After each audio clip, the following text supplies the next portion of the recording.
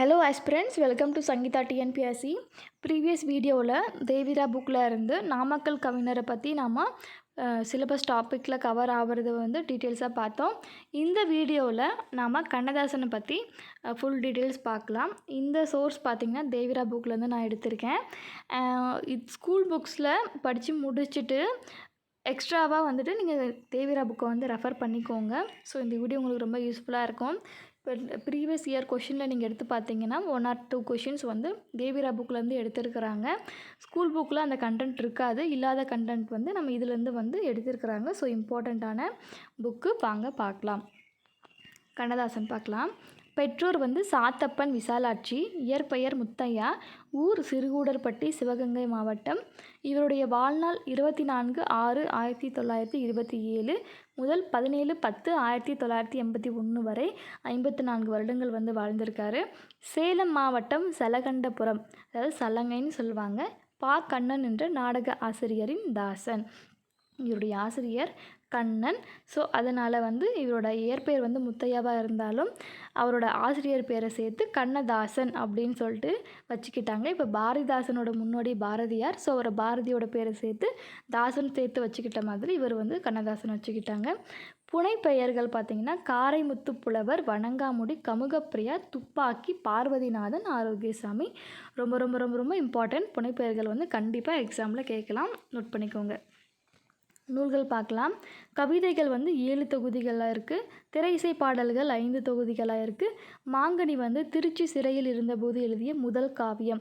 So அவர் சிறையில் இருக்கும் போது எழுந்த முதல் காவியம் மாங்கனி. ஆட்டனத்தி ஆதிமந்தின்றது ஒரு காதல் காப்பியம். இயேசு காவியம் இறுதியாக எழுதிய நூல், இது ஒரு காப்பிய நூல். ஸ்ரீ கிருஷ்ண கவசம் ஒரு பக்தி பாடல். நாவல்கள் பார்க்கலாம். குமரிக்காண்டம், லெமுரிய கண்டத்தை காட்டுவது, சேரமான் காதலி சாகித்ய அகாதமி பரிசு பெற்றது. வேளங்குடி திருவிழா, ஊமையன் கோட்டை, விளக்கு மட்டுமா சிவப்பு, ஆயிரங்கால் மண்டபம், சிங்காரி பார்த்த சென்னை, சிவகங்கை சீமை, ராஜதண்டனை ஆகிய நாவல்களை கண்ணதாசன் எழுதியிருக்காரு. ரொம்ப இம்பார்ட்டன்ட், நோட் பண்ணிக்கோங்க. உரைநடை நூல்கள் பார்க்கலாம். அர்த்தமுள்ள இந்து மதம், தத்துவ விளக்க நூல், ஞானமாலிகா, புஷ்பமாலிகா, ராகமாலிகா, தத்துவ விசாரணை, வனவாசம், மனவாசம். இது பார்த்திங்கன்னா அவருடைய தன் வரலாற்று நூல்கள், அதாவது சுயசரிதை நூல்கள். திரை இசை பாடல் மூலம் புகழ் பெற்றவர். முதல் திரை இசை பாடல் பார்த்திங்கன்னா கலங்காதிரு மனவே. அது இயர் கொடுத்துருப்பாங்க ஸ்கூல் புக்கில் 1949 நினைக்கிறேன். 1949 இல்லை 1939 கமெண்ட்டில் சொல்லுங்கள். முதல் திரை இசை பாடல் பார்த்திங்கன்னா கலங்காதிரு மனமே. படம் கண்ணியின் காதல். இறுதி பாடல் பார்த்திங்கன்னா கண்ணே கலைமானே. இந்த சாங் பார்த்திங்கன்னா கமல்ஹாசன். அந்த சாங் ரொம்ப நல்லாயிருக்கும். ஸோ அவர் இறுதியாக பாடின பாடல் பார்த்திங்கன்னா கண்ணே கலைமானே. அதில் கமல்ஹாசன் அண்ட் ஸ்ரீதேவி நடிச்சிருப்பாங்க. படம் பார்த்திங்கன்னா 3ஆம் பிறை. இதழ்கள் திருமகள், திரையொலி, மேதாவி, தென்றல், திரை, முல்லை, கடிதம், கண்ணதாசன், சண்டமாருதம். மேற்கோள்: போற்றுவார் போற்றட்டும், புழுதிவாரி தூற்றுவார் தூற்றட்டும், தொடர்ந்து செல்வேன். ஆடையின்றி பிறந்தோம், ஆசையின்றி பிறந்தோமா, சாவே உனக்கொரு நாள் சாவு சேராதோ. அவருடைய பொன்மொழிகள் எல்லாமே நல்ல ஒரு இதுவாக இருக்குது. தெய்வமே உம்மையாம் தேம்பி அள வையாமோ, நேரு இறந்தபோது பாடியது. அதாவது நேரு 1964 இறந்தபோது தெய்வமே உம்மையே தேம்பி அள வையாமோ, அதாவது தெய்வத்தையே தெய்வமே அழுவும் அப்போ இவருடைய இறப்பு தாங்காமன்ற மாதிரி சொல்லியிருக்காரு. வீடு வரை உறவு, வீதி வரை மனைவி, காடு வரை பிள்ளை, கடைசி வரை யாரோ. இந்த சாங் நல்லா இருக்கும்.